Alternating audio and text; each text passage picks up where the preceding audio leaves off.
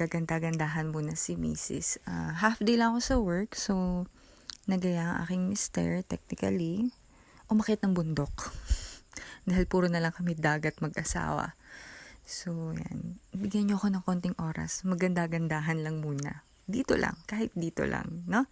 So, for our story time muna tayo. Kasi halos 1 hour ata, mahigit, yung biniyahe namin paakyat ng bundok.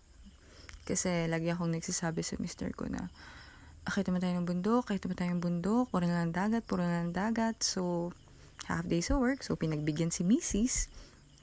And as you can see, talagang halos medyo wala pang masyadong bahay dun sa area na pinuntahan namin.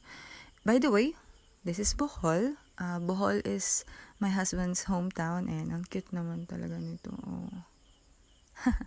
So, I think 3 months na kami ng husband ko dito.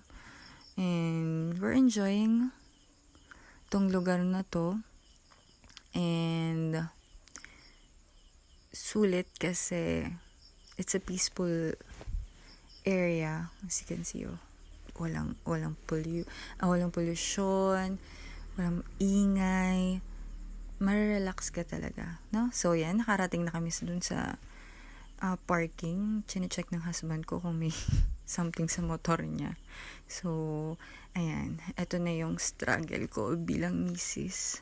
At alam ng mga friends ko na hirap akong umakyat matataas na area. So, ito na yung entrance. And, guess what? I have fear of heights. Kaya, medyo hindi ko pinapakita. Pero, tawa na yung husband ko.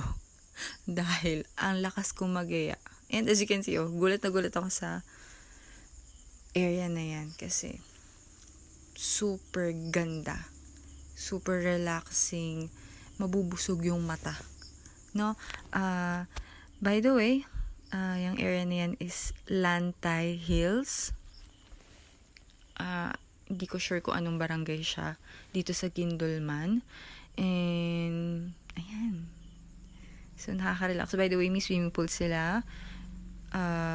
Ang entrance lang is 40 pesos. Pero I think regarding dun sa rooms, kasi may room ata sila, 1, 2.